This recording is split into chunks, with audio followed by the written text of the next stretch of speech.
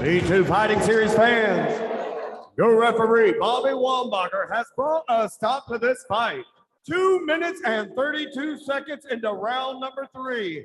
Your winner by way of tap out due to strikes out of the blue corner, Ilyaz Mamadaliyev.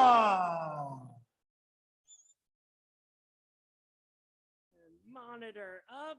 And what's up, everybody? This is Brady Grove bringing you another interlude episode of RotoBallers' official MMA podcast, Tap That. And with me today, he is the favorite guest of this show. It's been a long time since we've had him on. Everybody, and you heard from the fighting. What the announcer said in the ring after the fight is what I meant. Ilyaz Mamadaliyev. Ilyaz, how's it going, man? It's good to hear from you. It is very good to hear from you too. Everything is great. When was the last time we talked? When we had an interview together? Was it like January? Because I think I was preparing for that the March fight, maybe. So I'm thinking somewhere around January, February, something like that. Yeah, because I know I was in preparation for that. Yeah, and then I had a few cancellations. It was right after your TKO win. Okay. So yes, it was right after that. That was the December fight. So we talked after that. Okay, I've had 2 fights after that. Yeah, so we have that to talk about too. But so first off, let's talk about that submission victory, which happened on March 19th. Against Justin Welch in B2 Fighting Series 152. You're really cutting your teeth in the B2 Fighting Series ranks. It was a round 3 arm triangle choke submission against Justin Welch. So then after that fight, and I was really excited for you to see that result, because that was something after a lot of decisions in your amateur career. Oh yeah. You got the TKO and then you got the submission in quick succession. How did it feel? How did that, I know I had heard from you beforehand that the preparation had gone good and that you felt great, but how did the fight play out and how did it feel to get that submission under your belt? To be completely honest with you, as an amateur, I had a lot of decisions. It was all decision wins. And once I turned pro and I had the TKO win, I think it kind of, the 5 minutes plays in my favor because as an amateur, it's 3-minute rounds. And then now as a pro, it's 5 minutes. So I used to, I don't want to say I didn't have enough time to finish the fight. I used to see the opportunities and stuff, but it would just not come. Now I'm, breaking the opponents and then finishing the fight. So it's not like anybody can go out there, get a knockout or something. But my wins, like if you look at all 3 of the last ones, I'm beating them and then I get the finish. So I think it's more impressive, that I'm able to do that.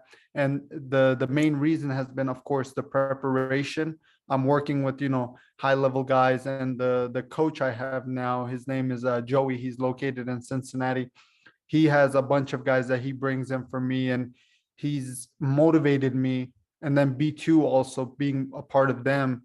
I'm 3-0 with them now, and they already offered something else, but they told me, whenever you're ready and you want to step back in, you can. That's what I like about them. Like even before I had my last fight, they already had a plan for the next one, and I was like, hold on, let's get through tonight, and then we'll because no matter how confident you are in a fight, my preparation was crazy for this because I had 2 fights get canceled. I was supposed to have a hometown fight. That's the one I've been waiting for a long time. For some reason, it's just not happening. I was actually fasting that month and I wanted to still fight. Basically, just off the top of my head, you get to eat before the sun rises and then you eat after, sunset. You don't have any water, no food until that time. But I was still willing to get in the cage and fight because it would have been on the last day of the holy month. I still was gonna, get out there and fight. But I told the promotion, I was like, look, I need somebody that I just want to stay busy. I want to get a hometown fight. But I told them straight up, I said, if it was any other time, I'll fight anybody. But in a moment like this, it's not fair for me to fight somebody that's really high level because of the fact that I beat people because of my conditioning. But when you're fasting and everything, even in training, I had a lot of days where I was getting lightheaded. So I don't think it would have been fair. And, then that didn't end up happening. I had 5 or 6 different people, decline. And then at a certain point, you're like, okay, I'm cutting weight and everything, but I have a feeling like no one's going to accept at this point. It's too short notice. And then I got offered a title fight for end of May. And that wasn't for B2, which sucked because I wanted to stay with B2. They get a lot of people to notice them, and the people in the company are amazing. So when I accepted it, I knew I was taking a risk. I didn't know the company. I just knew the guy, he messaged me and everything. And then 1 week, I think, before the fight, I got a text saying the show is canceled. They're moving it to one day after when my next fight was supposed to be, there was no way I was able to fight on June 25th for B2 and then June 26th for that company because the weigh-ins were not falling, on the same days. And luckily, I still got to do the B2 fight. That was more important for me, and it went amazing. So, and I remember texting you like up until that fight that was supposed to be in May because I was excited to see the result of that one because that was for a title in that Yes, promotion, and that was going to be in Tennessee.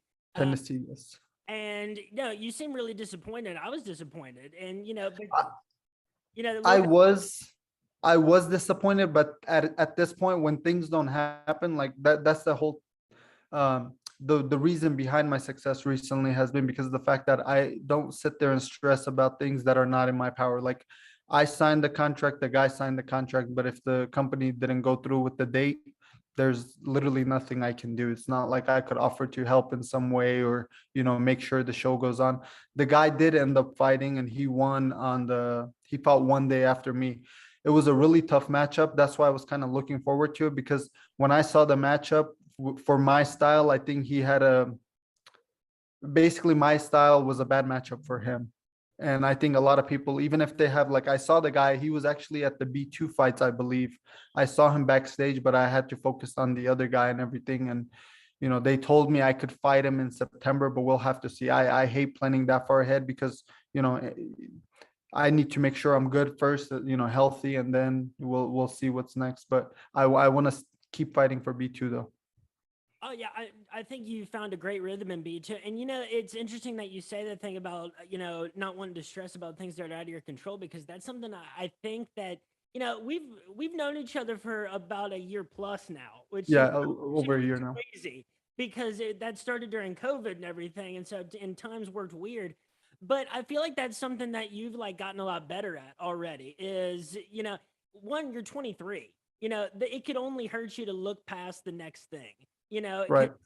And I think one thing that I think that you're like embodying more, or maybe that's not the right word, but and something that like I've kind of learned watching your career go on is like there's always when you've got B2's attention and there's all these other local promotions, there will always be a next fight if you want one.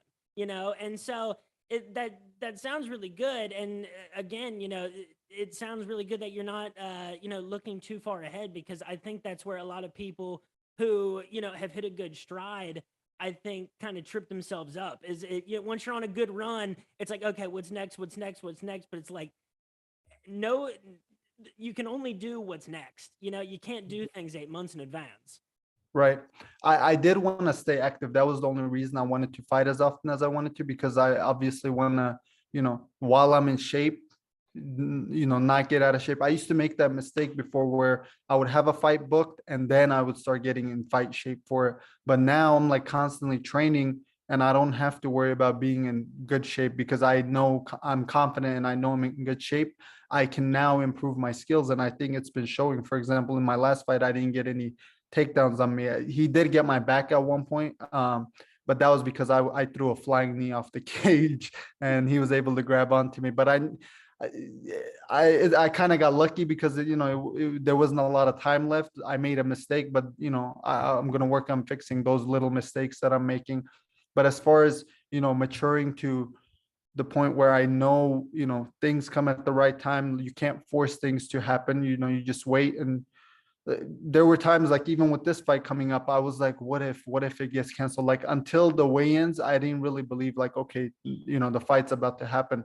Going back to back of fights getting canceled, and then I even had family like, are you really going to fight this time and stuff? So I can't really focus on stuff like that. I could just focus on showing up, making weight. I made weight 3 different times, even though fights were getting canceled. Obviously, I didn't step on the scale at the weigh-ins, but I would, be on weight at home, and just to kind of mentally be like, okay, I made the weight. Because I think we talked about it, but a year ago, I had booked exactly 1 year ago to that last fight I had.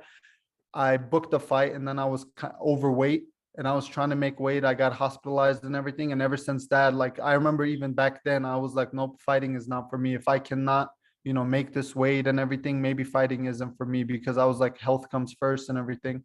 And then after that, I made the decision to just train all the time. Like when I got my head cleared. And it's good to not make decisions when you're at a bad point, because, you make a lot of mistakes like that. And I remember just now where, I'm running either every day or every other day at least. I might miss a day or two here and there, but just being in shape like that, where, when it's time to get in fight shape, I'm already ready, and, I don't have to worry about my conditioning or anything. And what's crazy is, like, I haven't shown everything. The coach I'm working with right now, he's motivating me. I'm about to drop down to 145. I never thought it was possible, but now with me walking around in shape, much better shape, it's going to be very easy. And finally, I'm going to start fighting people that are my own size, and it'll be skill for skill, instead of me trying to, me being at a disadvantage with size or anything against them. So you're gonna move down to 145. Yes, the next fight will be at 145. I fought at 70. I have a win at 70, 65, 60, I believe, 55. I only didn't have a win at 50. I had one fight at 150, but I want to focus on 45, because my coach said if you want to get to the next level, which I know you can, we need to do it at the right weight class. Now, and I think that might be, and there's a lot that goes into any particular matchup, but I think that could be one of the final pieces of the puzzle for you, is that if I'm somebody from a higher level promotion and I'm watching your fights and trying to scout out what kind of talent you are, the one criticism I would have right now is that you might not have superior finishing power on the feet. But I think that you've really combated that idea over the last few fights, and we're gonna get to that in a second. But also, the size differential, that does matter. But at 145, I agree. I think it neutralizes a lot of the physical disadvantages that you would have, and I think that honestly, now that you've adopted this, mindset about staying in shape and whatnot, I think it's probably a much more natural weight class for you. Yes. Because, for example, when I was fighting, I weighed in the day before, I was 155 on the dot. And then next day I walked in around 57 or 58. And my opponents are probably walking in there 10, 15, 20 pounds heavier than me. And on the feet, so far, I don't think I've been, I know for a fact I haven't been rocked or anything, So power wise on the feet, I can handle it. But the only time I think the size disadvantage is going to, be an issue for me is if it starts being against somebody that's going to be holding on to me, grabbing onto me and stuff. And the guy I just fought, he's had fights at 45 and 55. And I could already tell, because he wasn't, he was more developed because of his age and everything. His body is more mature than mine is. And you can kind of tell that right away when you start getting into the grappling and stuff. But on the feet, you don't really feel it or anything. And I know I hit hard, and I haven't really thrown full power or anything, because even when I'm throwing, trying to finish the fight, I'm throwing it sloppy. It's not with a lot of good technique or anything. And the better shape I get in, especially at 45, I'm going to be able to throw a lot more combinations. I'm going to be, because I'm going to have the confidence, because I've went with the bigger guys and I was able to take their punch and take, the clinch work and everything. At 45, I think I'm going to have even better conditioning, and I'll be able to show even more skills.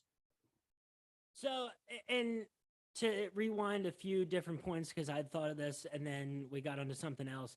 That's something I'd never thought about before, is the fasting that you talked about. And,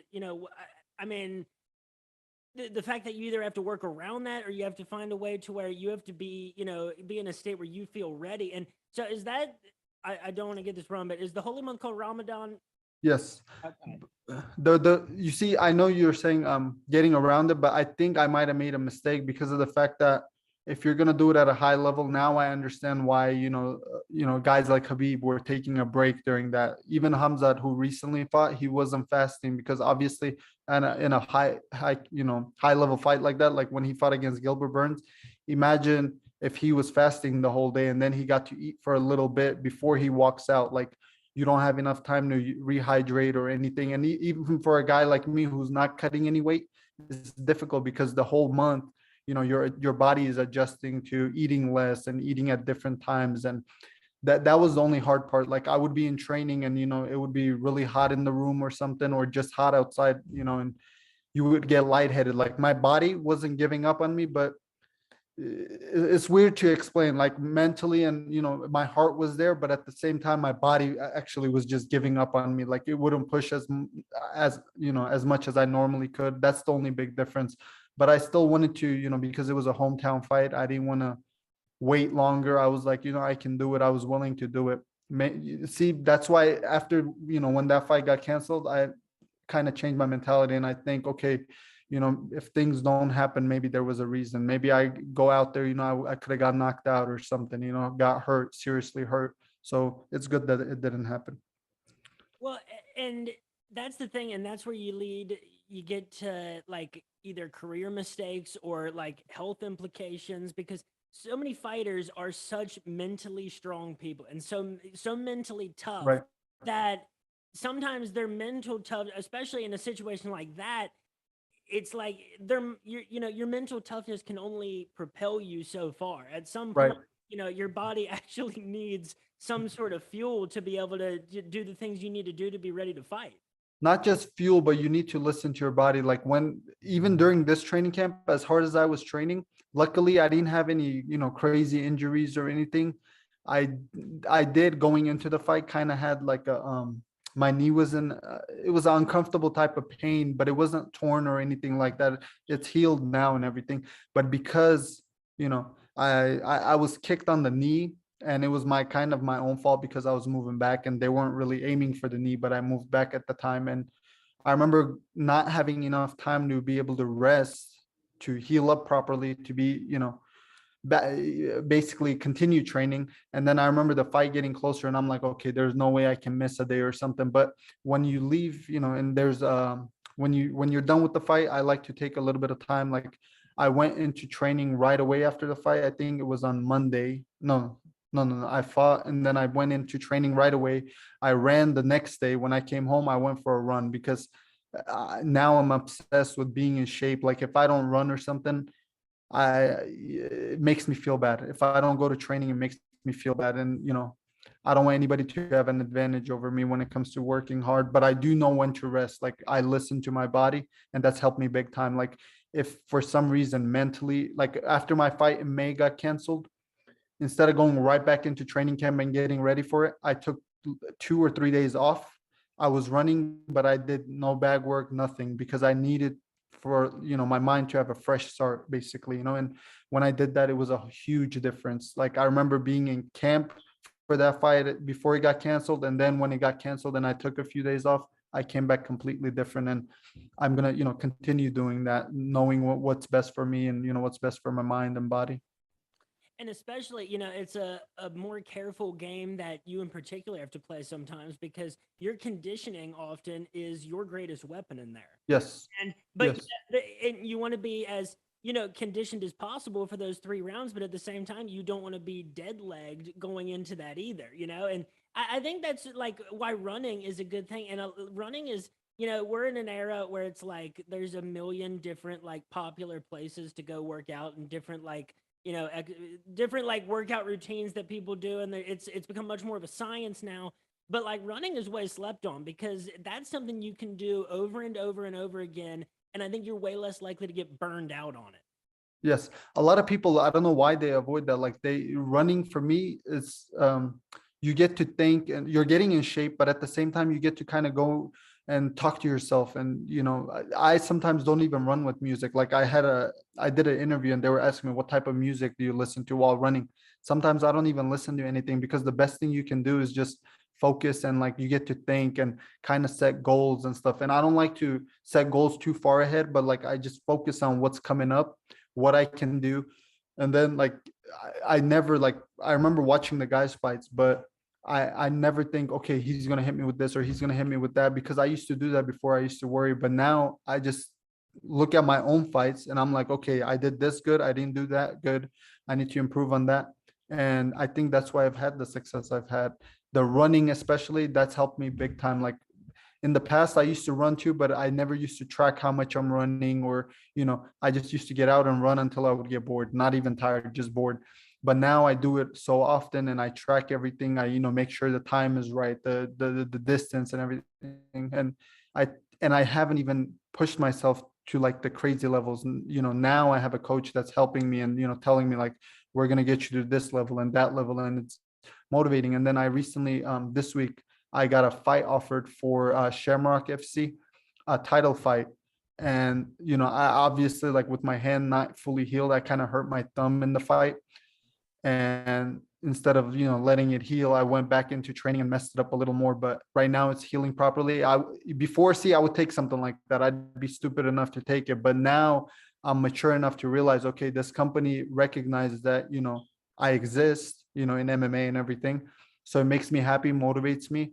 But I don't jump on opportunities just by, saying like, hey, I'm the man, I can take on this. No, I got to think smart and, I got to think about the future. Like, let's say I take a fight like that short notice, unless it's the UFC or like a bigger promotion like Bellator or something. My coach said, taking short notice fights is not fair, because that person has prepared the whole time and you're putting your life on the line. You go out there, you get injured just because of the money, it's not worth it.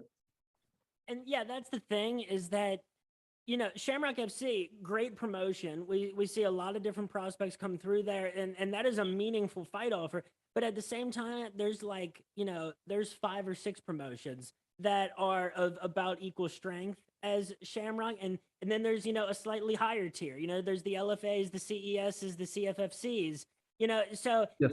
and, it's not something that you want to, hang on to too long. But like, again, you are 23 years old. This isn't like something like you're chasing a last opportunity or anything. And, Right. Nothing makes someone fall off the prospect radar faster than losing to someone that they maybe shouldn't have lost to in, Exactly. in a You are right about that.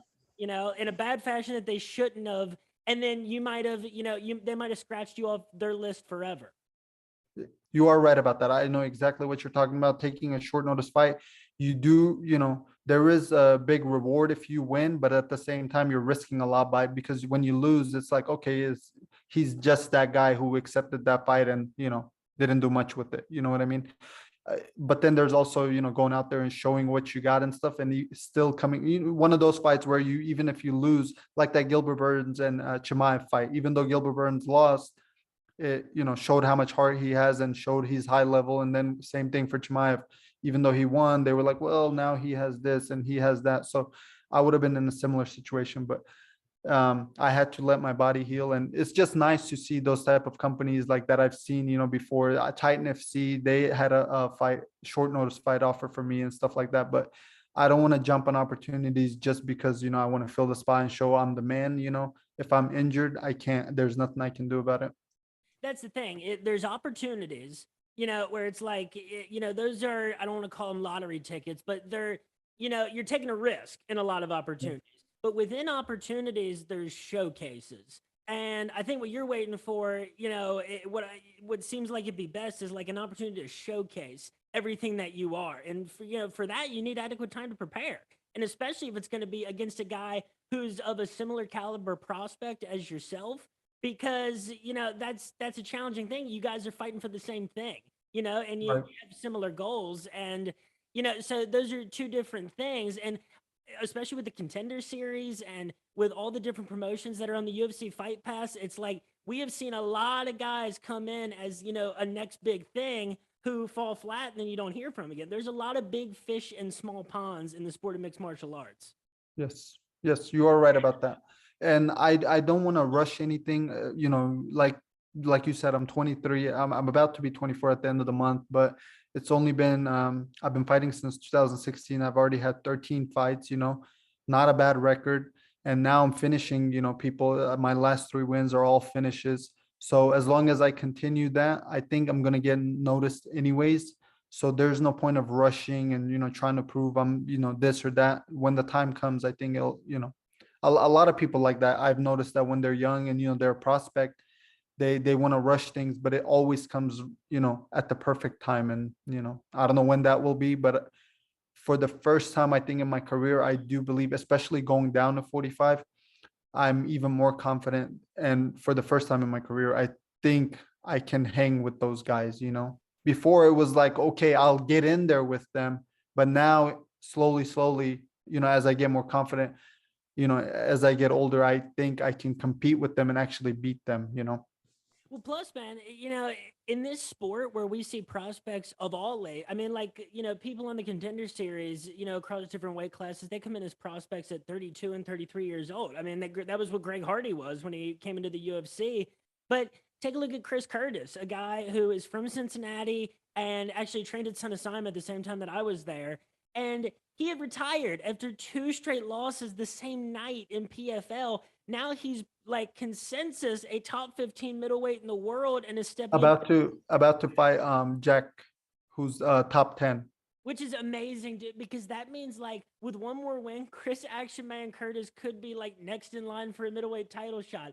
Yes. That's a guy who thought he'd never get his shot. His perfect time came, and it had to come, with him being a plus 280 underdog in his first 2 fights in the UFC. And now look where he's at. You know what I mean? That timing is everything. A lot of people, underestimate, but timing is everything.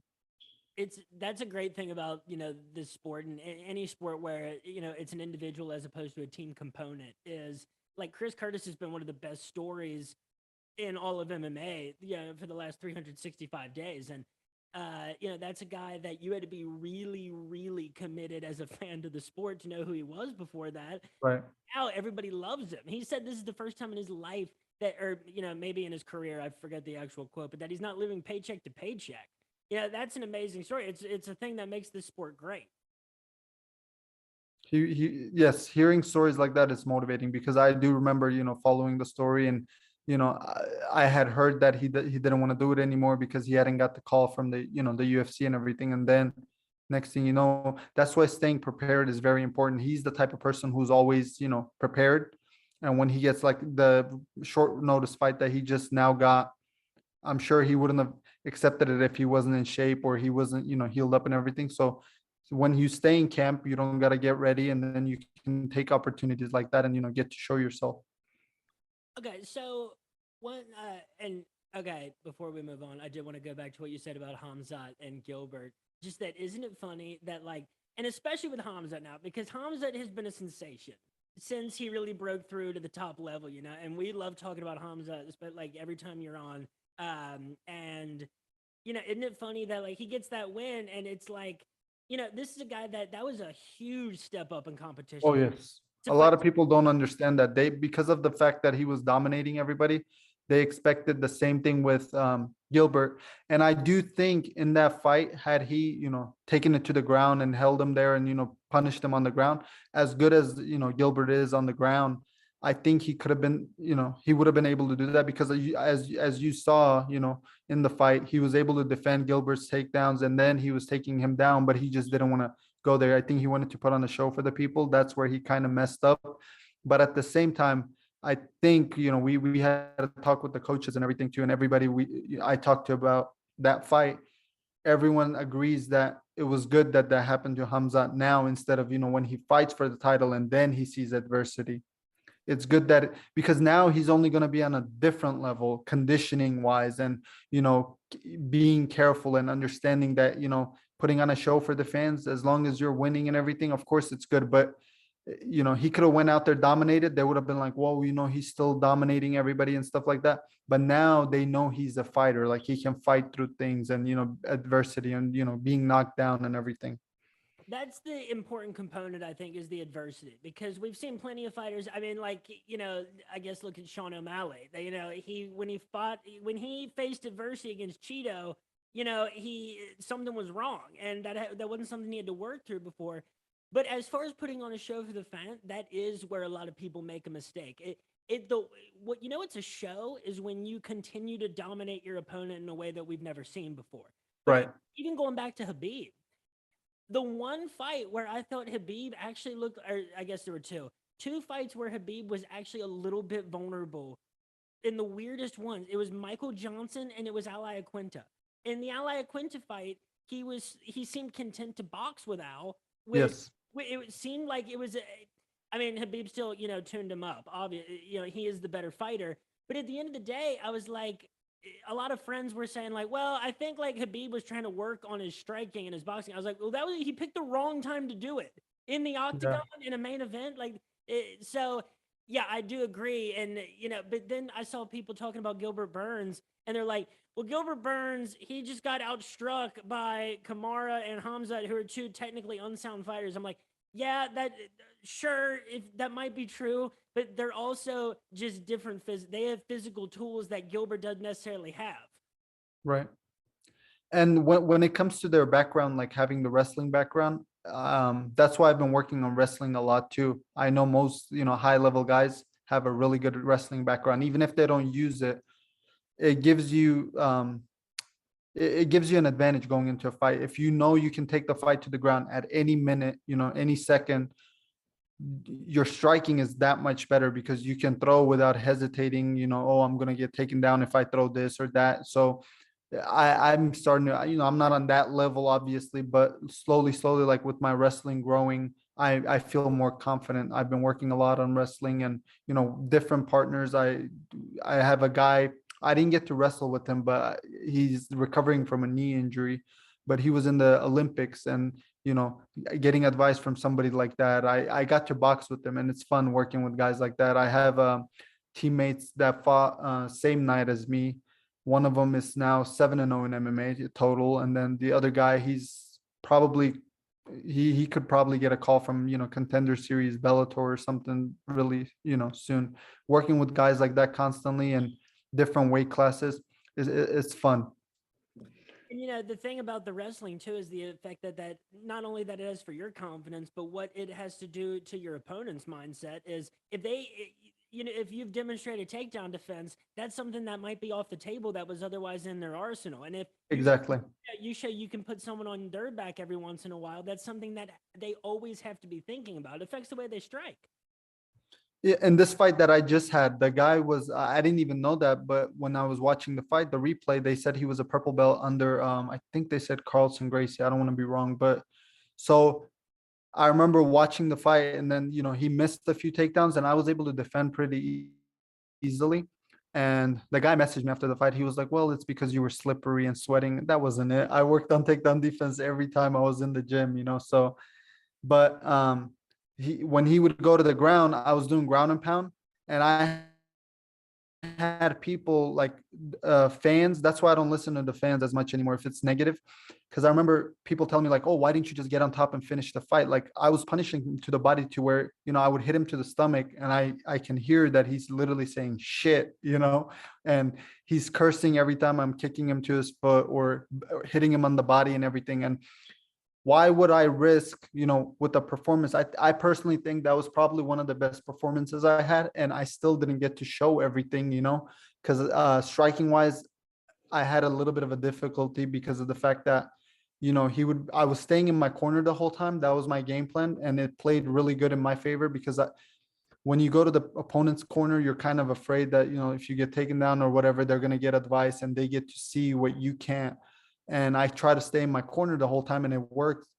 And they speak English. He speaks English. So when they're saying throw the right hand, he hears that. And now I'm kind of hesitating throwing. That was the first time that happened to me where I was kind of afraid of throwing a combination or something because, my opponent could hear what they're calling out. So from now on, I'm going to have somebody that speaks Turkish in my corner that way, and somebody that understands the sport that can give advice, whatever the coach says, they can translate it to me and, say exactly that. That way the opponent doesn't get a favor. But I had people telling me like, hey, you should have finished the fight earlier. Like in the first round, you had a chance. I knocked him down each round, I believe, but he just didn't want to get finished. So like, there's nothing I can do about that.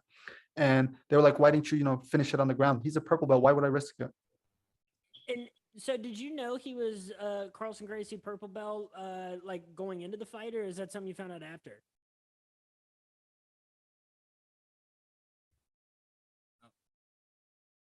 Okay. But basically, I didn't know that he was a purple belt. Only found out that, night after the fight when I was watching the replay, on my phone.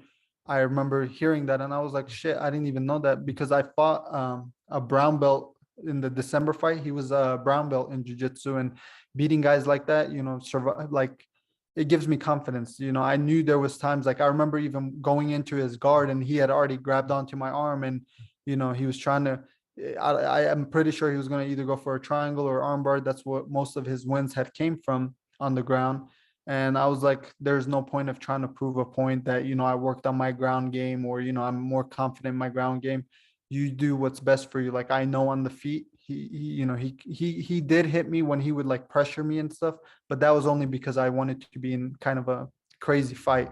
I was hoping there would be like some type of blood from me, but because I want to scare my family. Like all the members are like, oh no, we don't want to see you bleed or this and that. And I kind of wanted a win with blood involved, my own blood too, but it didn't end up happening.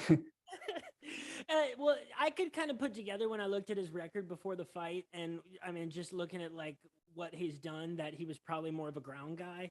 Yeah, And that's the thing, is why not to listen to the people that say that is not necessarily because it's negative, is because it's ignorant. It doesn't make any sense to it suggest, doesn't. because if you go into his guard, especially when you feel immediately, like you can tell from the way that he's positioning his body and what he's grabbing immediately, the instincts that he's immediately displaying, you can already tell so many things from that. If you engage him in his guard and you go for a silly quick finish, there's like a 25 to 50% chance that you could end up in a really bad position. If you do Exactly. what you did in that fight, which was really well thought out, there's like a 5% to 0% chance that something goes wrong. And so people who say that don't know what they're talking about. Exactly. Going into the fight, I even in the warm-ups, I did zero kicks. Like we didn't even warm up the kicks and stuff. And the reason was, with my knee, it wasn't like moving forward or backwards that my knee would hurt. It was like certain angles, and of course, like when you're kicking, you got to turn the ankle, turn the foot and everything. And I didn't want to risk it. So we didn't warm up any, kicks back there and everything. And then I remember going into the fight and the coach was like, when you're in the fight, kick, obviously with the adrenaline, you won't feel it as much.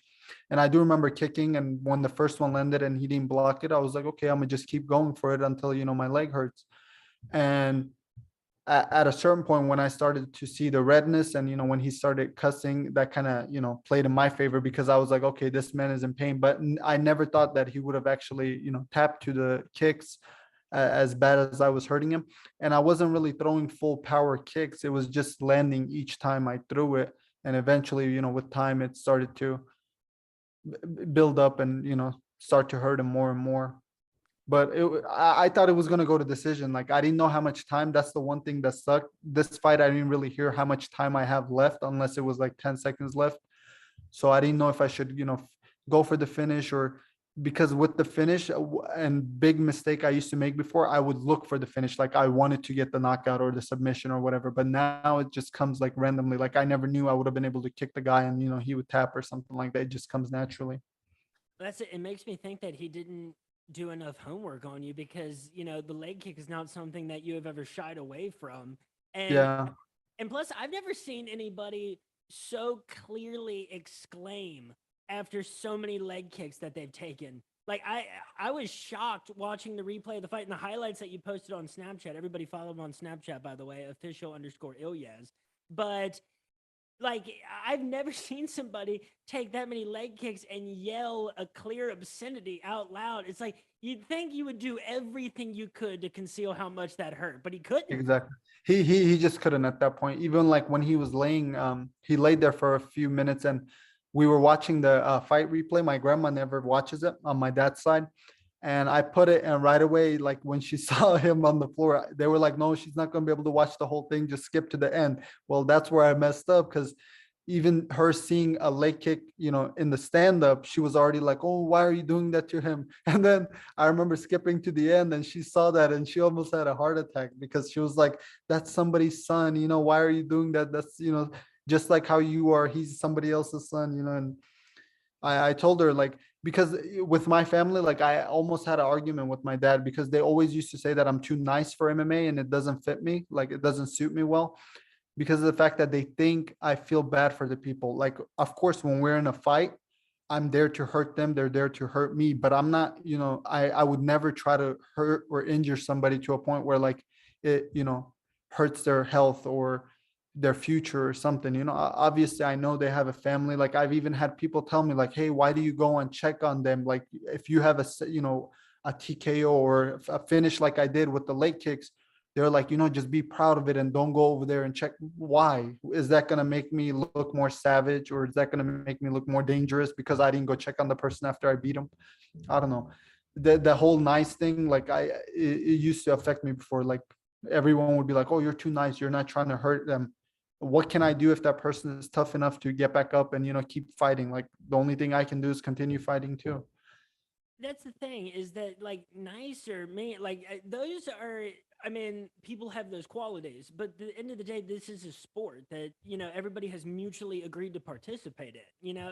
It doesn't matter if you're nice or mean. There's people that, I mean, take Cowboy Cerrone. There's people that pretend to be nice who aren't nice. Yeah, it doesn't really matter. It's a sport, that you have all agreed to participate in. And so people take their motivation from different places. It's competition. For a lot of people, it's getting past a lot of things, in their life. Whatever it has to be that motivates you, if it works, it works.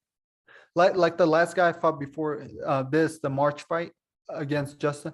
In that fight, because there was like a few people talking from his side, I don't know if they were related to him or his friends, that kind of had me where I had extra motivation. I didn't need it, but I had extra motivation to go in there and, hurt him. But when I say hurt him, obviously not, health wise or anything, just in the fight. And I remember in the pre-fight interviews, they were like, oh, we can see that you're amped up and, what are you going to do and stuff. And I told them, I said, I'm going to be, just I'm going to throw a little extra harder, but I'm not going to, make mistakes or anything. I'm not going to, try to go in there and act like it's a street fight or anything. I still wanted to stay composed and, slowly win. And I think that's the key with me. Like I can be in a fight where it's like a brawl. If I have to brawl, I will brawl. If I have to wrestle to win, now I'm more complete as a fighter and I can do all of it. So I'm prepared for anything basically. And so, yeah, so that's an interesting because it's such a like normal reaction for. I mean, I was just watching the video yesterday of Conor McGregor's media tour against Jose Aldo, and it continued. Like I get so disappointed in Jose every time I watch it because like, what are you doing, man? You know what he's trying to do. Right. He's just trying to make you mad and set up one punch that he predicted was going to end the fight. You know what would really upset, your opponent and all the people talking trash from his corner? If you finished him with an arm triangle choke. That would steam all of them. It doesn't have to be, a violent thing. Both of you are in there to win. However it ends up happening, it ends up happening. Right. I think if you can control your anger, and that's the one good thing about me, like being nice, that's the good part of it. I know it, maybe in some ways a bad thing, I can't hate on a person, especially even if it's a person I'm about to fight. We talked about this before, I believe, where, I don't ever see this person and then we sign a contract to fight each other, to put on a show for the fans. And then after that, we, either end up friends or kind of know each other, like I have some opponents we text every once in a while, wish each other luck and stuff, in upcoming fights and stuff like that. But you have to be able to control your anger, let it help you instead of, letting it hurt you. Well, that's, where actually, I mean, yeah, being a nice guy, but I think more than that, being a little more like level-headed. It's like, you're not someone who hates on your opponents, and so you're not giving them any extra motivation, which is, something that you don't need to do. And not only that, I think it probably makes you easier to channel, everything. And, if you are a little, if you do have a little extra motivation going into the fight. It's not stupid, it's not a stupid feeling where you're going to go in and rush and try to knock his head off. It's, all right, I want to beat this guy. I'm going to hit him a little bit harder. Those are two different things. And it's, hard for people to kind of separate if, they're Right. familiar with this sport. It's not as simple as, a nice guy's going to hit soft and a mean guy's going to hit hard. That's not the way it plays out, especially, if you're emotionally intelligent like you are. I think that's one of, like, other than conditioning, that's probably one of the best things about me, like being a few steps ahead of people, because of the fact that, like, when I go in there, obviously a lot of people go in there and they're like, oh, I'm gonna knock this guy out. Me, when I go in there, I'm like, I don't want to get knocked out. And then everything else comes, naturally. Like, of course I know how to punch and kick and stuff, but if I, look out and make sure, I don't get knocked out or anything, then I don't make as many mistakes. Like, if I go in there trying to put on a show, swinging with everything I have, even if I'm conditioned enough to go the 3 rounds, I'm just gonna go out there looking like it's a street fight. I never, like, when we're backstage at the fights, whether it's B2 or whoever else, Premier that I fought for, you're back there waiting and you have to watch everybody else fight. And before, I never used to watch it, and I would just sit back there and wait for my fight to show up, and then I would just walk out and fight. But lately, when my teammates walk out, I walk out with them to feel the energy. Like, B2 had 2 nights in a row where they were doing at the same arena. And I fought on the second night, but the first night when I had a teammate fighting, I wanted to go out there and walk out with him to feel the energy. And it helps because when I get in now, I'm more calm and I've already felt the crowd energy, and, it doesn't bother you as much. And I used to make a mistake before where I don't advise anybody else to do it. Like, I'd go on my opponent's page, if it was a public page, and you watch a highlight of, their fight or something, or you watch a training video and you're like, damn, I'm about to fight this guy. Like, a lot of people won't admit that, but it is a scary feeling. But at the same time, I'm like, okay, but this is working against other people. So with me, it's going to be different. That's what helped me a lot too, being confident in my own skills and not worrying about what they do. And now, was the fight with Nick Maupin, was that a co-main event of that night for B2? Yes. Awesome. Now, so the lead up to that fight, were you working on anything different in training other than, like, just the greater emphasis on wrestling and whatnot?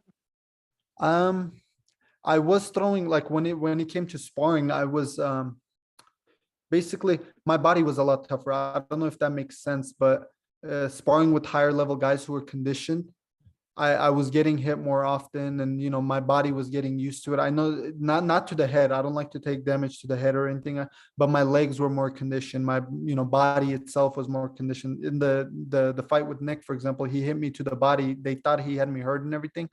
It was very good shots to where, like, it took the air out of me. But if I hadn't been conditioned, or knew how to react to a situation like that because of sparring or something, I would have easily maybe, showed something like that I'm in pain, and then he would have just continued doing.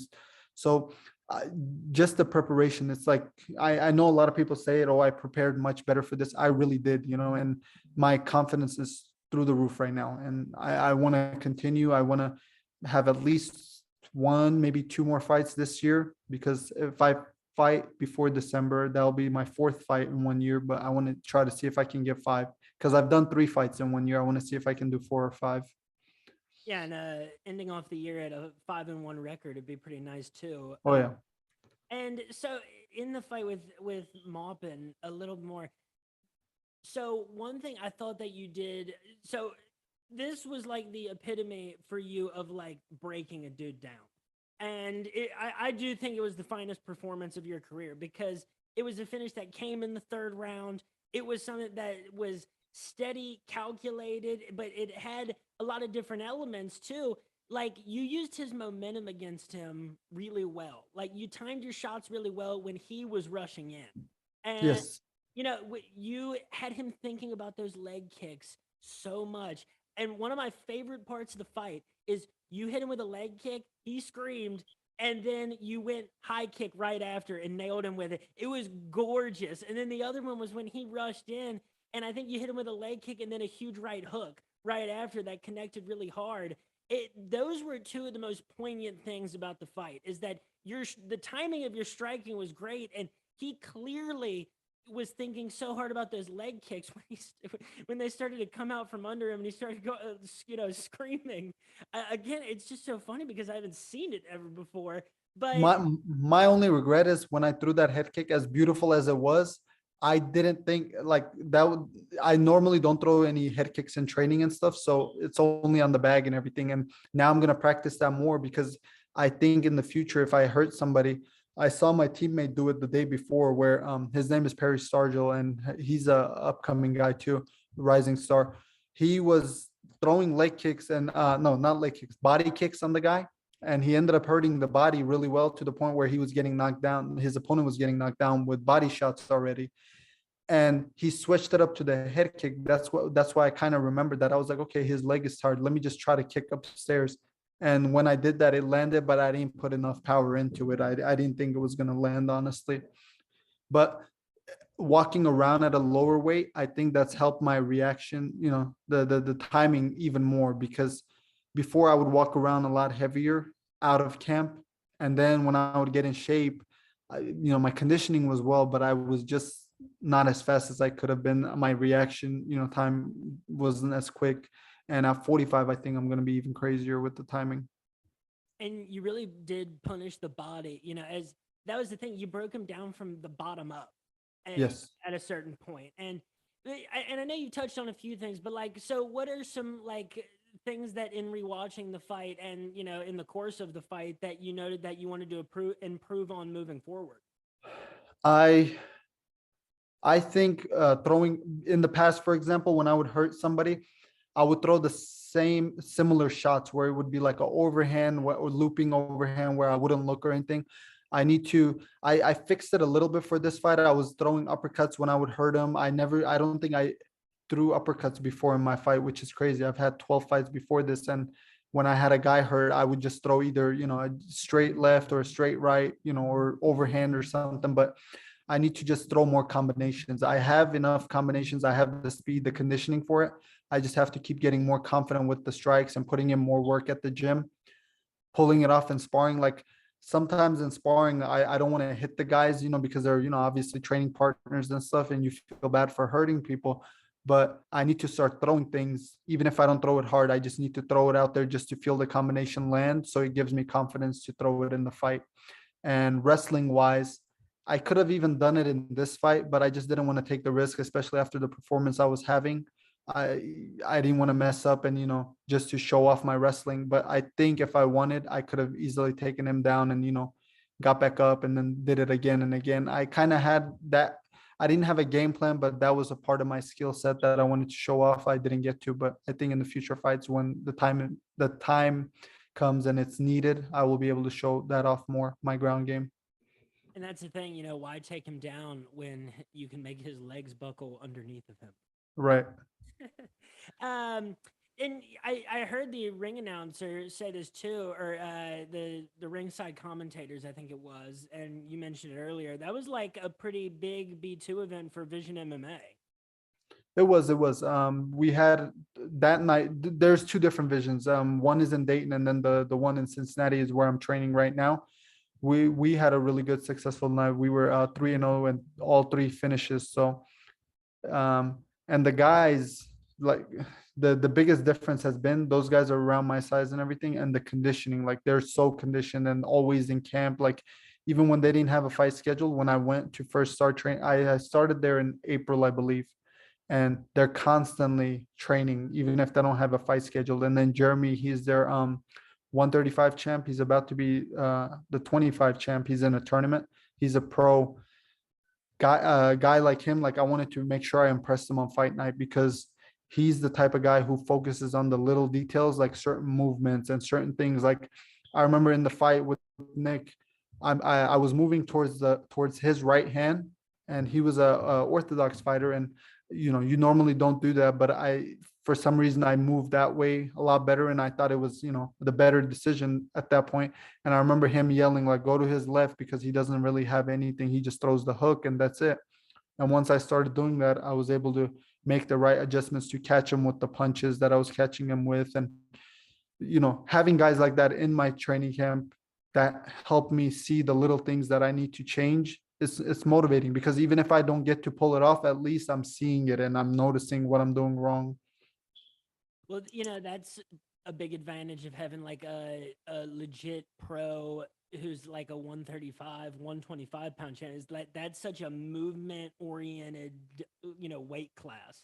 And Yes, it yes. gives you a whole new perspective on things that you might not even realize you're doing. And not just that, but having, he's a black belt in jiu-jitsu. So like, although we didn't get to roll as much, we did wrestling a little bit and everything, but all the guys there, they have the wrestling, the ground game, which I needed a lot of, and striking. It's not just anybody can throw a punch, obviously, but when they can do it for like when on Fridays, I go there in the mornings for sparring session. It starts at 10 and we do kickboxing sparring in the beginning. And then once we're done, he'll get me right into MMA sparring. The coach, Joey, he'll say, this guy, put on the MMA gloves, and it's guys close to my size. And we just start sparring MMA. And it's not like, trying to hurt each other or anything, just getting better and just doing things you would do in a fight, trying to pull those type of things off. And that's been a big change too, where I'm doing more MMA sparring. So are you commuting back and forth between Dayton and Cincinnati now, or what's the deal with that? Yes, I do. It depends. Like I go up there for 2 days, but right now I'm gonna start going up to Cincinnati for 3 days a week. One of the days I do wrestling, just straight wrestling and conditioning, and then sparring on Fridays. Mondays it's wrestling, and now we're gonna try to put one more day in there to work on like small details of striking or wrestling or something, just to add another day. The only thing that sucks is the drive, but it's worth it because sometimes like if I'm late at work or something, I don't really have the time to, make it out there. That's the only thing that sucks because when it's close by 15, 20 minutes away, you can, leave work late and you still can, make it on time. But with this being an hour away from me, it's kind of hard sometimes, especially if I fall into traffic. But I do want to, there's a place here called Queen City. I've been there a few times. It's a grappling place. I'm going to go there as often as I can too. I've been there a few times a week, for wrestling or for sparring, but I want to do more grappling and, keep getting better with the ground game. What is it like 40 minutes to an hour from Dayton to Cincinnati? Yeah, they're at exit 7. I live around exit 50. Yes, so it's like a 50, 60 mile, trip. So sometimes it takes hours, sometimes less. I actually just started. I told you that I'm working up to taking the bar here in a couple weeks. Yes. And I actually just started working in Dayton, going in 2 days a week. So that's like an hour drive between like Columbus and Dayton. But I get off like exit like 41, like approaching Dayton, and then I know exactly where that is. I have some family that lives there.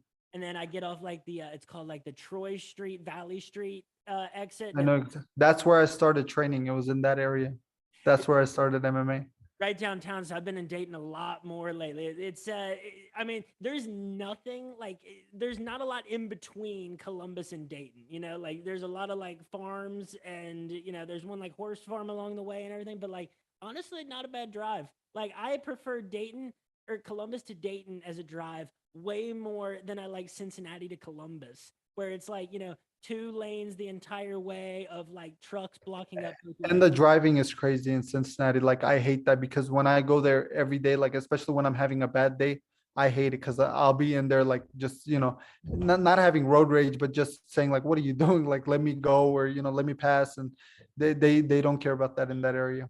Yeah, it's a lot, especially, I mean, I'm used to driving from like Lexington, Kentucky up to Columbus, Ohio. And the moment I pass over the river into Ohio and then it gets down to 2 lanes, it's like, this state has so many more people than we do in Kentucky. Why do we have 3 lanes in Kentucky and 2 Right. all the way through Ohio? No, but that like, I mean, so I don't know, like, how's that commute like affecting like, I mean, everything. I mean, that's a lot more time you got to spend in the car. That I mean, just from my recent work schedule, I know that like that makes a lot of other things harder to fit in.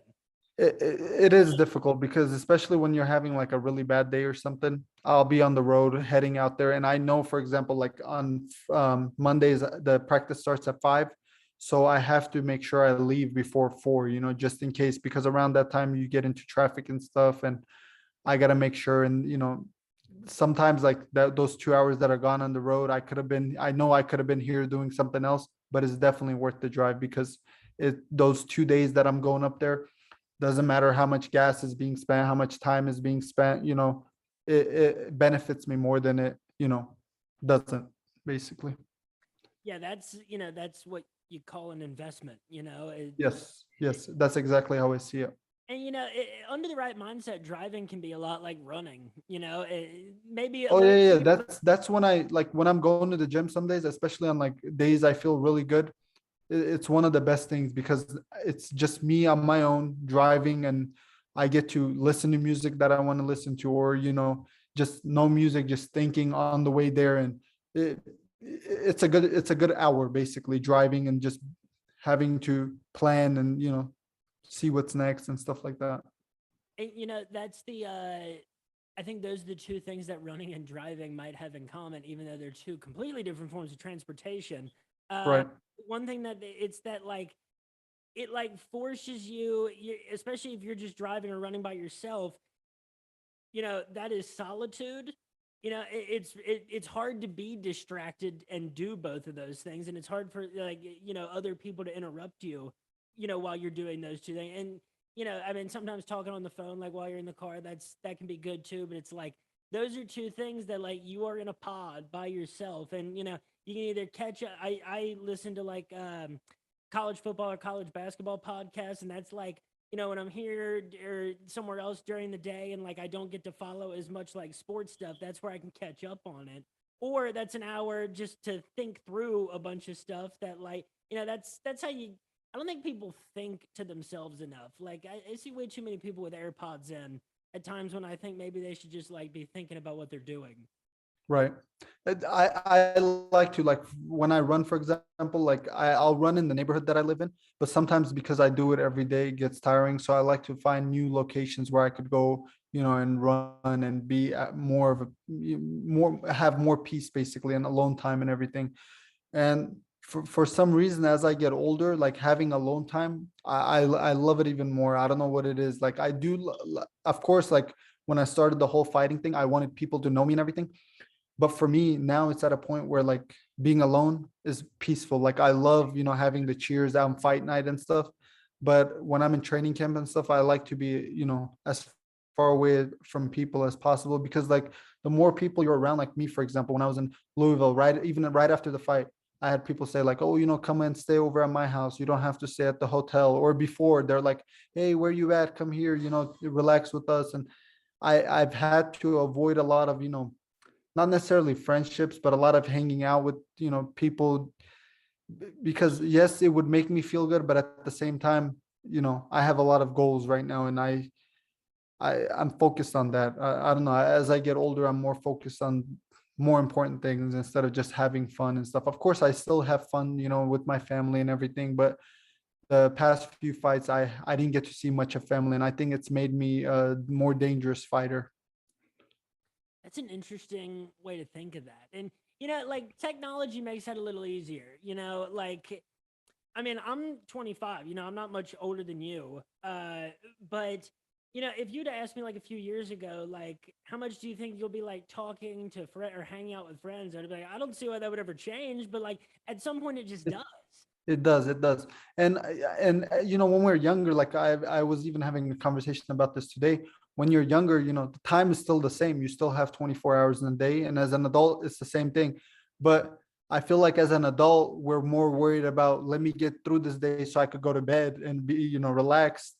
And as a kid, we're more worried about, I don't want to go to bed. I want to have as much fun as as possible. So I think that's the biggest difference with growing up and everything. Time doesn't pass faster. We just make it pass faster.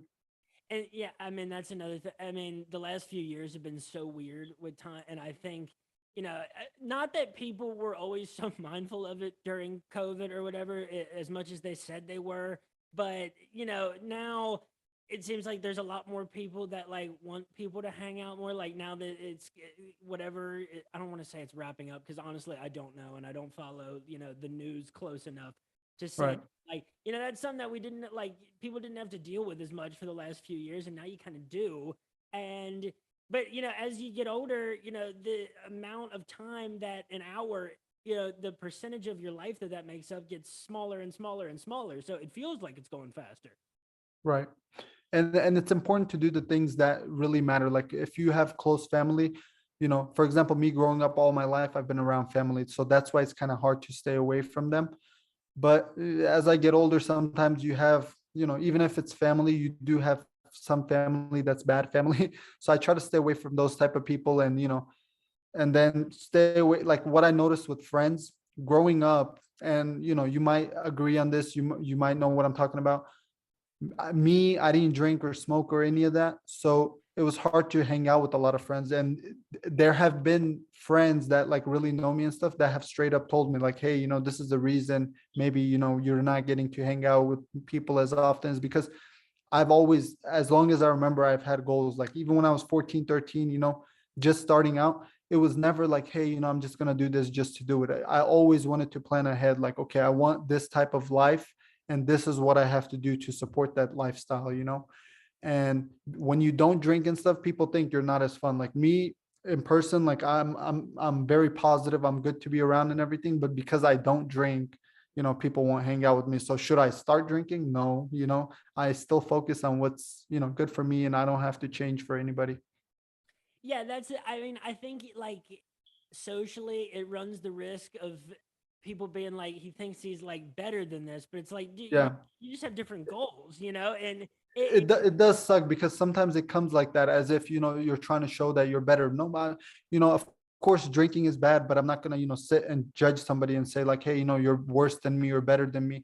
It doesn't have anything to do with that. It's just that that's not my thing, and I don't want to be around that. And like if somebody's drinking, for example, I've had friends, family, drink next to me and everything.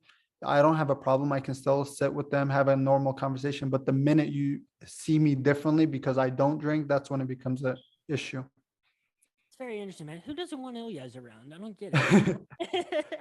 No, that is interesting, and I, but that goes back. You're a focused dude.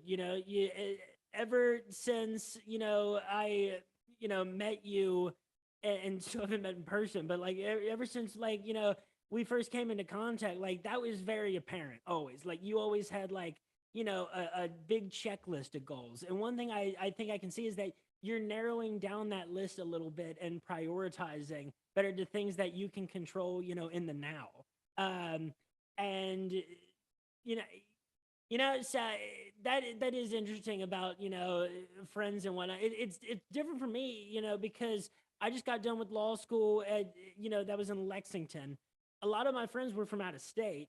I'm up with my fiance in Columbus. I really don't know anybody here, so that's, I mean, I know people here, but they're all like my fiance's friends. So we see them when they're doing something from work or something. But it's like we have a dog here and we have a cat here. Right. That's who I see most of the time, like during a day. But sometimes at certain periods of your life, that's what you need if you need to focus on something. There are some people, like even my the middle brother that I have, he's 21 years old. He used to make fun of me before. He would be like, we would get into an argument or something, and then he'd be like, oh, that's why you don't have friends. And then I would tell him the same thing, and he used to tease me about it. But like now that I grew up, I used to get mad at it back then. I used to be like, wait, what's wrong with me? Like, why do I not have friends? Why am I not hanging out with people and stuff? And it's because for the longest time, I remember like just being in training. Like if most of the crazy things happen at night, and I'd be at the gym at that time. So like, of course, I'm not going to be able to hang out or go out and do this and do that. But it's not necessarily bad, because at a certain point, I used to worry about like when my parents, for example, would call me and be like, hey, why aren't you home? It's getting late. And this would be 8, 9 p.m. And I was, 18, 19 at the time, you know what I mean? And they would be worried about me. And I knew, like at that time, I was like, why are they doing this to me when none of my friends are getting phone calls from their parents, saying like, where are you and stuff.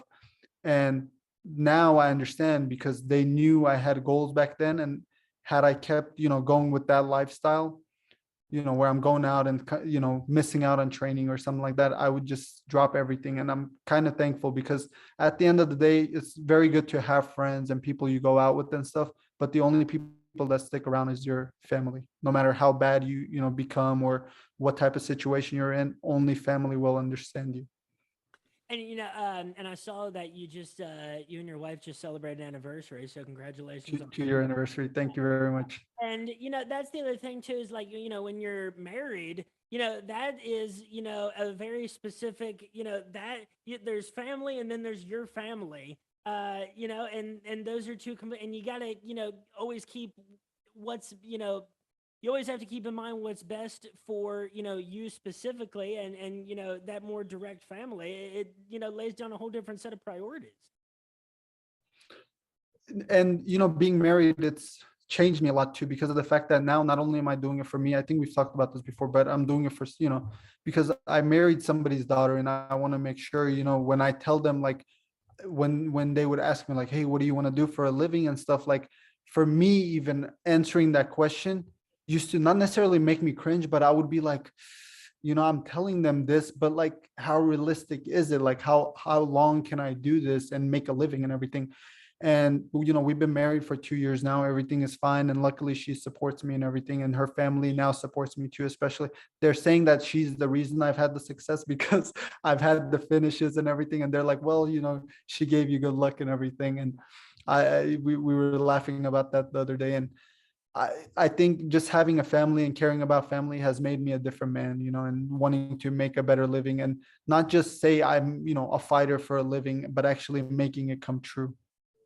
That's funny about them asking you, what you plan to do for a living. It's like, I it, remember I used to be shy. Like, um, anytime, even family members, when they would ask me, they never took it serious, because imagine being 18, 19, and somebody comes up to you and they're like, what are you going to do for the rest of your life? And I know it's not a rest of the life type of thing. You do it, until your body gives up on you, and you just, retire at that point. So for me, it was the easiest route because I love doing it, you know, and I knew if I do it right, for example, right now I'm 23, I already have 13 fights. If I do it until 35, then I could live the rest of my life, enjoying it. Instead of like some people, they have to work till 65 and then enjoy it afterwards. For me, that's, there's nothing wrong with that. But at the same time, I don't see myself, living that way. I want to retire, when it's time, and live my life with family and with the people I care about. That's such a funny question, because yeah, I'm sure what might go through your head, like when someone asks you that, is like, man, there's probably been a lot of dumb kid who like weren't committed and didn't have what it takes, who also gave this answer, and people probably laughed them out the door. But at this point, yeah, you've done way more than enough to show that like that's a real possibility, and that has to instill a lot more confidence and support from them in you, to see that your hard work is paying off, and there is stuff in the future to look forward to in this fight game. And they don't really have to, like, even when it comes to family, they don't really have to believe in me, like think, okay, I'm going to be the best in the world or whatever. I just need them to not be negative about it. Like, if I, say this is what I'm doing, I just don't want anybody to be like, just do something else. Like, even now, after the win streak that I'm on, I've had family, and it pisses me off, but you obviously can't say anything. They're like, why don't you just choose anything else? And I know this sounds crazy, and maybe it might sound like, okay, he's not telling the truth. I can go work, even if it's 2 jobs, 3 jobs in one, a day, whatever it is. When it comes to, providing for the family or whatever, I'm willing to do whatever it takes, to provide, how, no matter how hard of a work it is or anything. But I've made it to where in my mind, fighting is the only way to succeed for me right now. And ever since I've done that, ever since I've changed my mentality, before this whole win streak, even when I was turning professional, in the back of my mind, I always had, okay, there's this backup plan, that backup plan. Right now, I know if, fighting doesn't work out, I could still do something. But in my mind, I'm making it seem like, okay, this is do or die. Like, you have to do this. There is no other option. There's no other thing you should be doing. This is what you have to do. And I think it's changed me a lot. And there's it seems like there's a lot more to supporting a family, successfully than, financially supporting it. There's a lot, Right. especially like looking forward to like if you're gonna have kids in the future and whatnot and all that business and for for the happiness of your family in general, it's a lot better for you and everybody when you're doing something that makes you happy. You're setting goals and you're achieving them through the hard work that you've put in. That teaches, for kids, that teaches very valuable lessons about the value of all of that. And so there's a lot more to supporting a family than just the financial aspect. Right. Luckily, I have a family that's, helping me out, whether it's financially or, supporting me. It wasn't always like that, but right now I think I'm in the best situation possible. And, for me, it's realizing sometimes like, life gets tiring. Sometimes whatever you're doing, even as much as I love fighting, sometimes it'll get tiring, just constantly doing it every single day. And on those days, I like to take a step back and remember, like, uh, when I was a little kid, like I remember my parents like living in a village in Russia. I know people hate Russia. I'm not Russian. I just want to put that out there. I had to do that at the fights too. I'm Turkish, but basically growing up, not everybody would have pay-per-view and stuff. But I remember like people would go and watch Mike Tyson fighting, back in the 90s and early 2000s and everything. And just being a kid back then, although I didn't get to see, the fight itself or anything, but just seeing that, everybody's watching that. Or when Habib was coming up, he was really big with my people. And, I want to do that one day. Like right now, especially when, people are buying pay-per-view and watching from home or just showing up to watch me, it humbles me and it makes me happy because I'm like, these people, some of them don't even know me, never met me, but now they're, out here congratulating me or watching me. And even if they don't know me, like at the fights, for example, some Americans will come up to me and they can't even pronounce my name, but they try. And I'm usually thinking, like, most of the times before, it would be like, oh, what is your name? And then you say it and they don't even pronounce it right. They're walking past. Now they want to know it and they want to know how you pronounce it and where I come from, who are my people are and stuff. And that kind of makes me happy. Well, that's the thing. There are few as great of unifiers of sports. I think there's like 3 sports that unify the planet, like at this top level. I think like basketball. There's a pro basketball league in almost every country in the world. Soccer, obviously, there's a high level pro soccer league in almost every country in the world, and almost every country in the world has their own form or a unified form of combat sports. And Right. especially in, this has been the first time we've talked since all this, Russia stuff popped off and everything. And, I don't keep up with news and, so whatever. But that's a great thing. Dude, it was like right after the Russia thing started, the main event in the UFC was, what was it? It was Bobby Green and Islam Makhachev. It's like, dude, what other sport would, the moment after this happened, would there be an American and a Russian sharing the same space, being headlined? That's a great thing about it, and that's what I love about MMA fans too, is like they don't care what country you're from either, or where people are from. That's a great thing. And people, especially in Europe and in obviously in Turkey and whatnot, they love to see their country represented on that stage. I know I forget if it's soccer or some other sport. They took, Russian athletes out of out of competition and stuff. I I kind of disagree on that. Like imagine, Islam, for example, in the UFC, not getting to compete because he, fights out of Russia. It's not fair because those people have nothing to do with the government. And just like in the US, like if, for example, if I was somebody from the outside looking in and, I knew you through the internet or whatever, if I judged you because of the president of the United States, you know what I mean? You can't judge people based off political, things. And I personally don't like politics because of the fact that you never know the truth. There's always, little things that are hidden from the people and the real reason why there is this war or where, separation and this and that. But luckily, like in the US, you do have a lot more freedom. Like if I lived in Russia, I don't think I would have became a fighter. That's just plain and simple. Like I would have been on the farm, and that would be my life. That's it. Is it peaceful? Yes. You have more privacy and stuff on the farm and everything, but at the same time, you don't really live your life doing any, living your dreams or anything like that.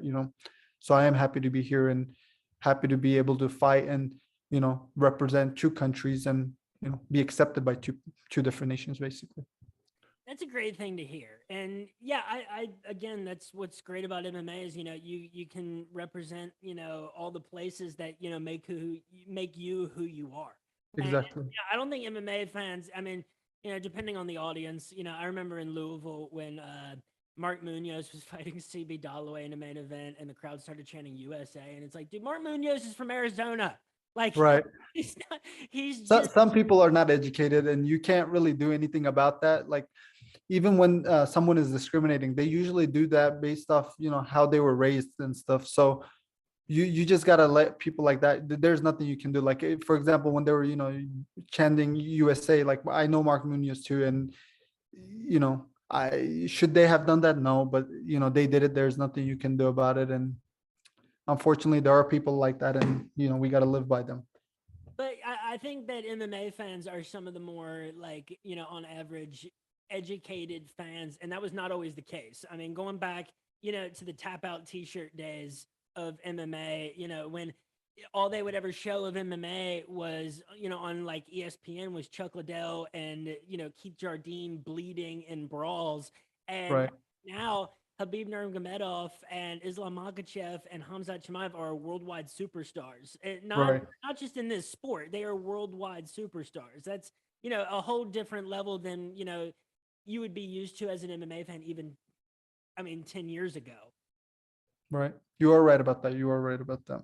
It does educate a lot of people and show a lot of different fighters from different nations and you know show, especially when they're like on a main card or something and they're showing like behind the scenes and their training camp and where they come from and stuff. So that part's good because it's educating the fans and everything.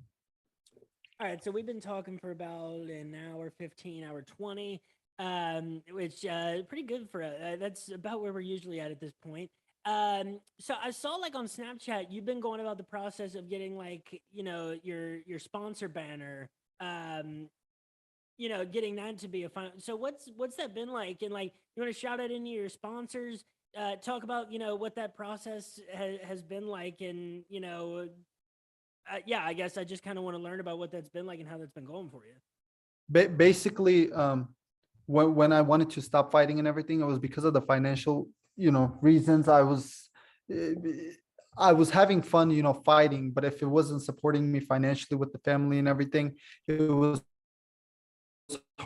hard because when I was single, obviously, it was, if my day got as an adult, I can't just think about today. I have to think about the future, just in case an emergency happens, I need to have the money and everything.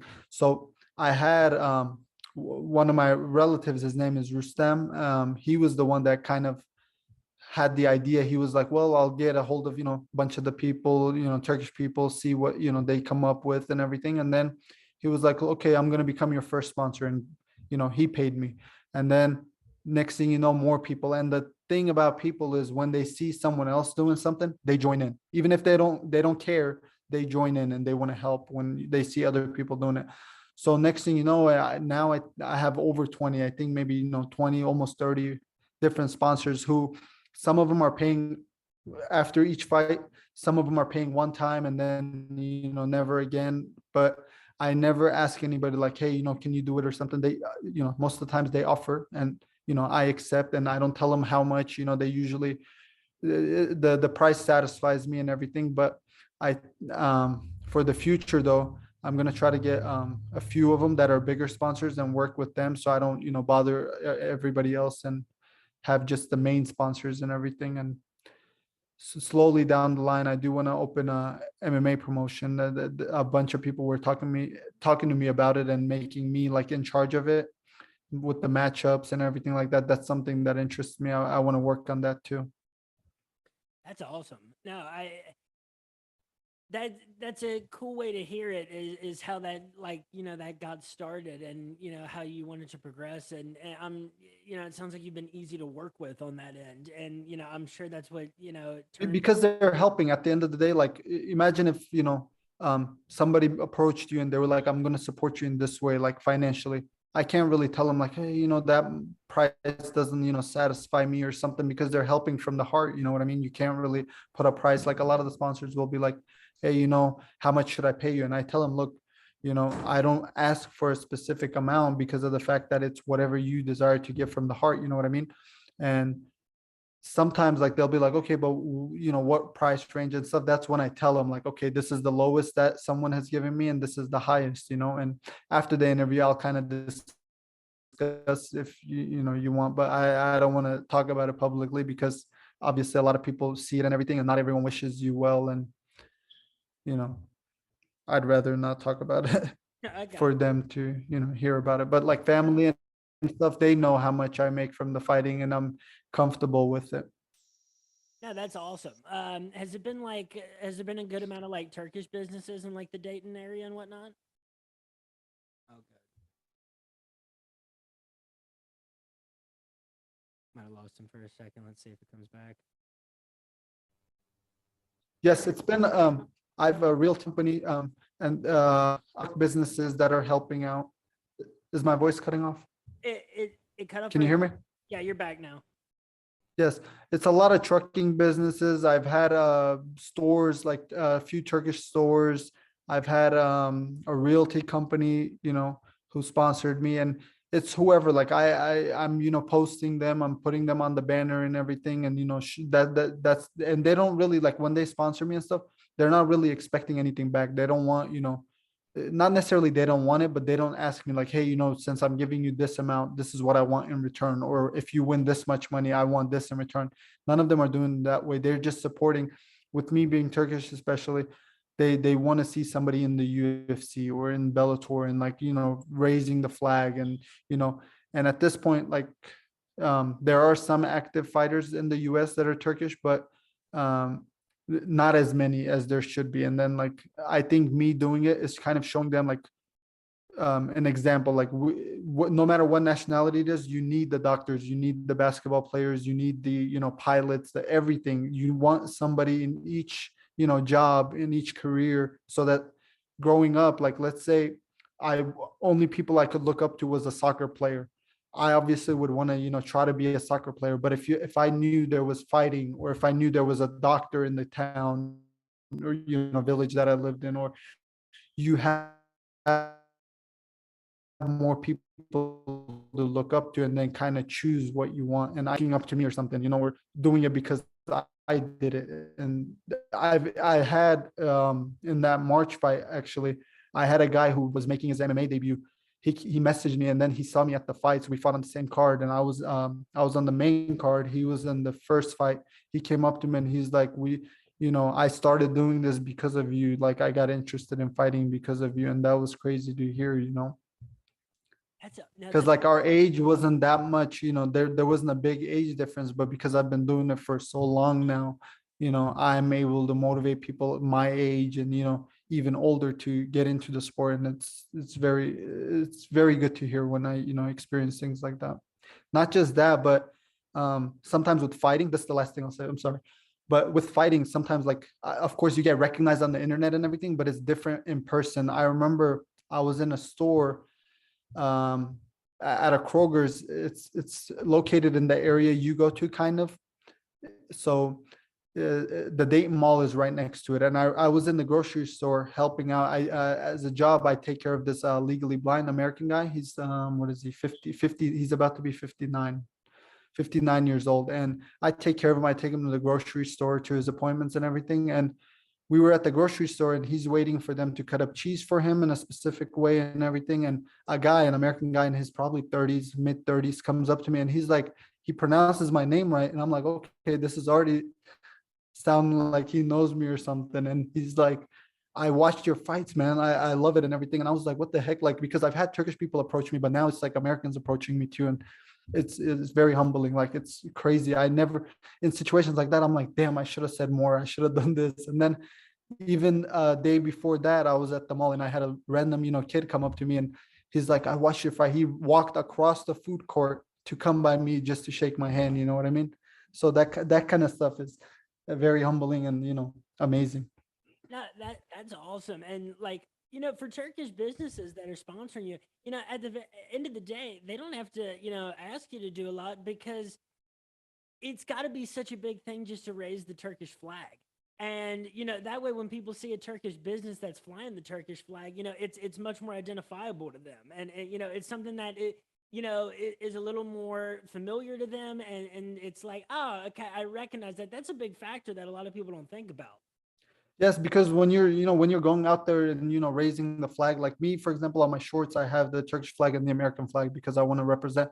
I am gonna get custom made flag. I know I've seen other people walk out with it where it's like half, one nation, half another nation. I want to do that so I don't have to walk out with two separate flags, and stuff. It would be much easier. I'm gonna work on doing that for the next fight. And when you're out there, you're not just raising a flag, you're showing these people like how you are, how you're acting. Like, let's say I go out there and I lose and then I disrespect the opponent. Now not only are they going to look at me being bad, that I'm representing the flag in a bad way too. That's why I try to, when I go out there, try to be as professional as I can, try to watch what I'm saying, and because I know you don't know who you're going to inspire, who's going to watch it and get motivated by that. Like, because I run, I posted and everything. I've had kids or even adults send me screenshots of them, like how many miles they're doing and how much time they're running and stuff. And you would think it's simple, like everybody since humanity has been around knows how to run, if they can run and they're capable of running. So for somebody to be motivated to get up and run because I'm doing it, you just can't describe it.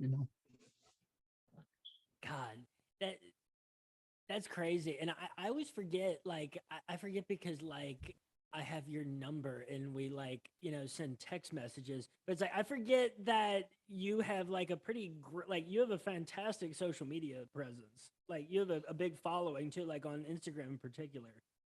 But when it comes to the following, like there's a lot of good things and bad things about it. Having a larger following and more people know you, it's done a lot of good for me. Like, for example, I can go out there and get in trouble and stuff because obviously a lot of people that are following me, not everyone is supporting me. Some of them are secret haters, and they're waiting for me to mess up and fail and everything. So it motivates me to not get in trouble.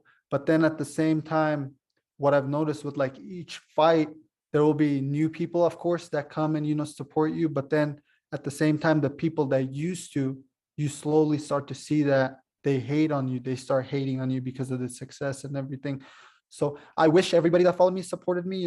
They don't. But if you hate but still follow me, that's still good for me too. All right, Keep Ilyas. on the right path. Yeah. So before we get out of here, is there anybody you want to shout out, any last thing you want to say, anything that is on your mind that you would like to express? The floor is yours. Not anyone specific. I think it would take a long time just to go through everybody specific because so many people have helped me become the person I have become.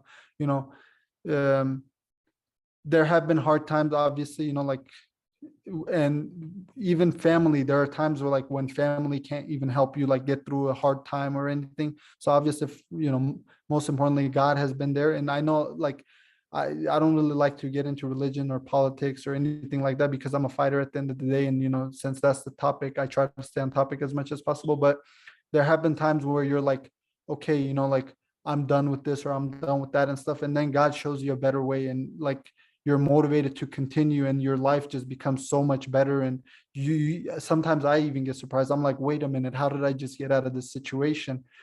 And then having family around, like, I haven't always had the best relationship with some of them, but at the end of the day, family makes me very happy. And then coaches, I don't care who it is, if I don't have a good relationship with them now and had it at one point, each one of them, from the first coach to the last, have helped me become who I am, are going to motivate me to continue to be better for the rest of my life and to continue living the way I've been living. And friends, I'm happy, whether they were friends with me still, or they're not friends, it doesn't matter. they showed me the way, and they helped make me, and I want to thank all the, supporters and the sponsors. And because without the sponsors, I most likely would not have been doing this, they've helped big time. That's all good. I don't know if you would agree, but I really think that like I've seen like a noticeable like evolution in the perspective that you adopt, and I think it's served you really well. And I think that, the results of your last 3 fights, speak to that greatly.